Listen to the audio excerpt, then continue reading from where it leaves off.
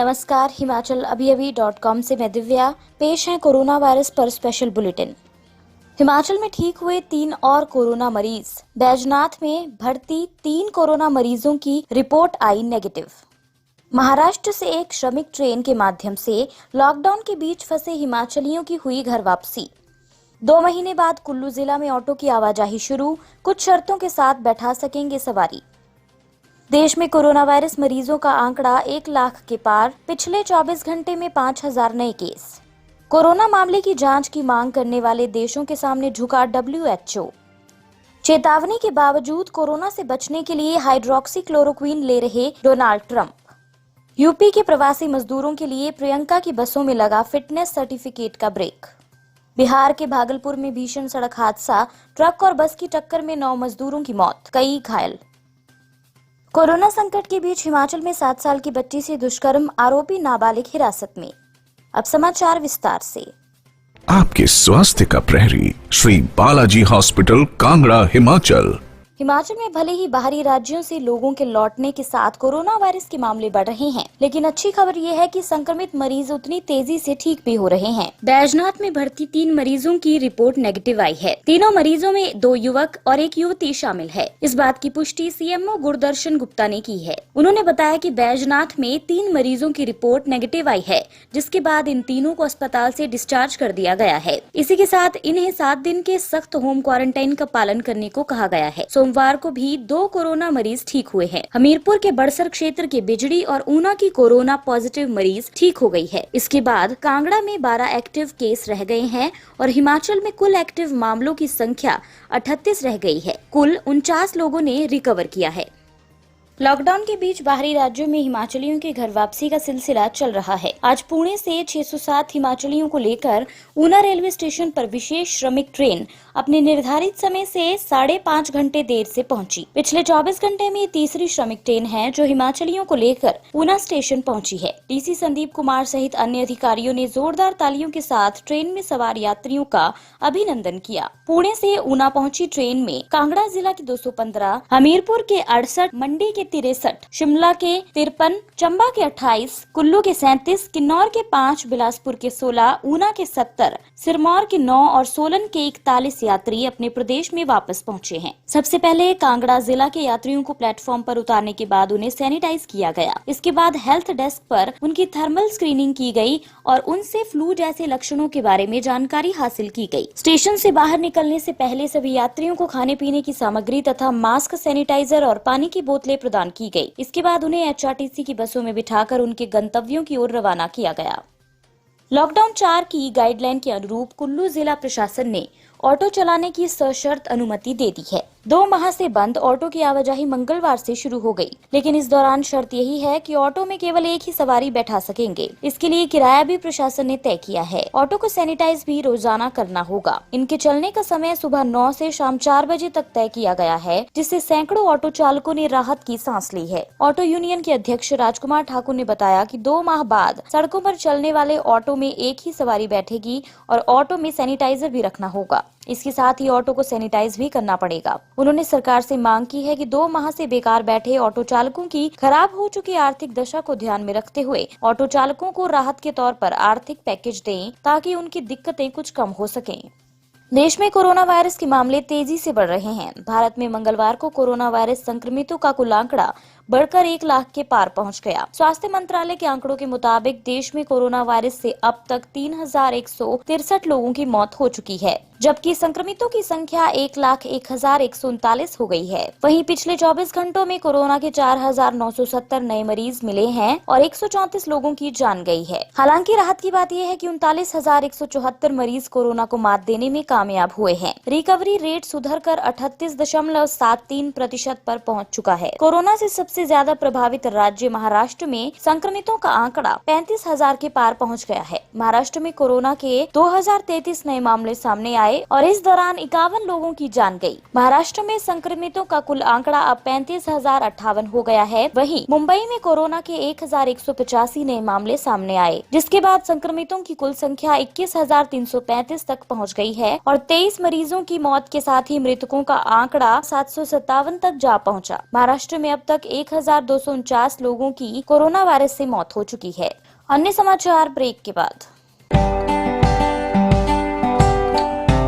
Shri Balaji multi speciality hospital Kangra, जहां आपको एक ही छत के नीचे मिले बेहतरीन चिकित्सा सुविधाएं, cardiology, laparoscopic, general surgery, neuro surgery, orthopaedics, paediatric, radio diagnosis, urology, gastroenterology, ophthalmology, pathology, medicine, anaesthesia और डेंटल जैसी अत्याधुनिक और बेहतरीन चिकित्सा सुविधाएं, 24 घंटे इमरजेंसी सुविधा, 9 बेड के साथ critical care unit, cardiac monitor और डिफिब्रिलेटर्स, सेंट्रल ऑक्सीजन लाइन और वेंटिलेटर सुविधा। हिमाचल प्रदेश के सबसे बड़े निजी स्वास्थ्य सेवा प्रदाताओं में से एक Shri Balaji multi speciality hospital Kangra राष्ट्रीय स्वास्थ्य बीमा योजना के साथ सूचीबद्ध Shri Balaji multi speciality hospital Kangra BPL परिवारों के लिए अस्पताल में कैशलेस भर्ती होने के साथ ही ईसीएच की भी सुविधा।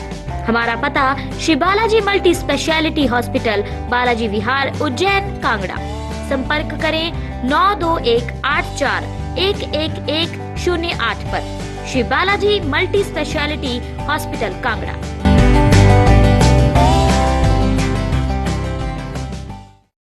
विश्व स्वास्थ्य संगठन कोरोना वायरस के संबंध में स्वतंत्र मूल्यांकन शुरू करने के अपने अधिकतर सदस्य देशों के आह्वान के सामने झुक गया। महामारी को लेकर अमेरिका और चीन के बीच तनाव है, जो अब तक 3 लाख से अधिक लोगों की जान ले चुका है और वैश्विक अर्थव्यवस्था को बर्बाद कर चुकी है। अफ्रीकी और यूरोपीय देशों तथा अन्य देशों के संगठन ने कोरोना महामारी को लेकर एक समग्र मूल्यांकन की मांग की है। इस बारे में कहा गया है कि कोविड-19 पर वैश्विक प्रतिक्रिया के WHO के समन्वय से मिले सबक की समीक्षा पर आधारित है। अमेरिकी राष्ट्रपति डोनाल्ड ट्रंप ने दावा किया है कि उनके पास इस बात के सबूत हैं कि नया कोरोना वायरस चीन की एक प्रयोगशाला से पैदा हुआ, जबकि वैज्ञानिक समुदाय ने इस बात पर जोर दिया कि मुमकिन है कि वायरस किसी जानवर के जरिए इंसान में पहुंचा है। संयुक्त राष्ट्र महासचिव एंटोनियो गुतारेस ने सभा का उद्घाटन किया और उल्लेख किया कि कई देशों ने WHO की सिफारिशों की अनदेखी की।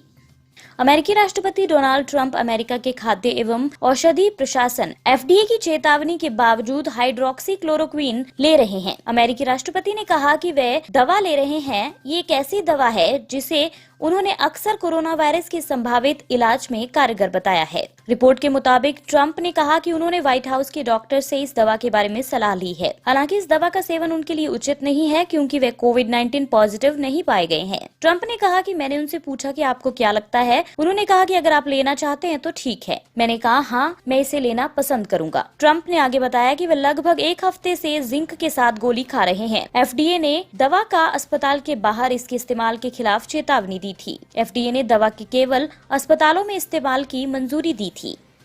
लॉकडाउन में फंसे यूपी के प्रवासी मजदूरों को घर पहुंचाने के लिए कांग्रेस की ओर से 1000 बसें उपलब्ध कराने के पत्र पर यूपी सरकार और प्रियंका गांधी के बीच लेटर वॉर शुरू हो गया है। पहले सरकार ने बसों की सूची मांगी, इसके बाद अब मंगलवार 10 बजे तक बसों के फिटनेस सर्टिफिकेट और ड्राइवरों के लाइसेंस सहित सभी दस्तावेज लखनऊ डीएम ऑफिस में जमा करने को कहा गया है। देर रात प्रियंका गांधी के निजी सचिव की ओर से पत्र जारी कर कहा गया है कि ये मांग पूरी तरह से राजनीति से प्रेरित लगती है। प्रियंका गांधी के निजी सचिव संदीप सिंह के पत्र के मुताबिक प्रियंका गांधी ने गाजियाबाद के गाजीपुर बॉर्डर से 500 और नोएडा बॉर्डर से 500 बसें चलाकर लॉकडाउन में फंसे प्रवासी श्रमिकों को उनके गंतव्य तक पहुंचाने की अनुमति मांगी थी। प्रियंका के निजी सचिव संदीप सिंह ने अपर मुख्य सचिव अवनीश अवस्थी को 1000 बसों की सूची ईमेल कर दी। इसके साथ संदीप ने कहा कि हम कल बसों को दोबारा बॉर्डर पर चलने के लिए तैयार कर देंगे।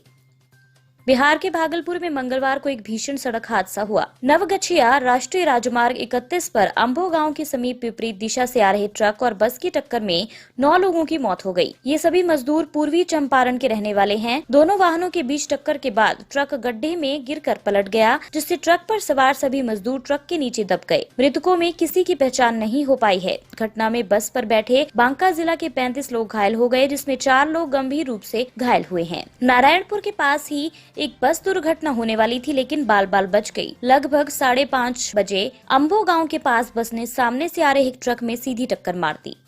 कोरोना संकट के बीच हिमाचल में शर्मसार करने वाला मामला सामने आया है। किन्नौर में 11 साल के लड़के ने 7 साल की बच्ची से दुष्कर्म किया है। बच्ची की माता की शिकायत पर टापरी थाने में आईपीसी की विभिन्न धाराओं व पोस्को एक्ट के तहत मामला दर्ज कर पुलिस ने उसे हिरासत में लिया। पुलिस ने जब नाबालिग से गहनता से पूछताछ की तो उसने अपना जुर्म भी कबूल कर लिया। मामले की पुष्टि एसपी किन्नौर SR राणा ने की है। राणा ने बताया कि पूछताछ के बाद आरोपी लड़के को पिता के हवाले किया गया है, क्योंकि नाबालिग होने के कारण उसे गिरफ्तार नहीं किया जा सकता। नाबालिग की माता ने टापरी थाना में शिकायत दर्ज करवाई थी कि उसकी बेटी दोपहर के भोजन के बाद अपने गांव में अन्य बच्चों के साथ खेलने के लिए गई थी। शाम को जब वे घर लौटी तो बरामदे में लड़खड़ा कर चल रही थी। जब माता पिता ने उससे पूछा तो उसने बताया कि गाँव का लड़का उसे जबरदस्ती अपने कमरे में अंदर ले गया और उसके साथ गलत काम किया। पीड़ित बच्ची का टापरी में मेडिकल करवाया गया है। इसी के साथ ये बुलेटिन यहीं समाप्त होता है। अगला रेडियो बुलेटिन सुनिए शाम 7:30 बजे। तब तक के लिए नमस्कार। आपके स्वास्थ्य का प्रहरी श्री बालाजी हॉस्पिटल, कांगड़ा, हिमाचल।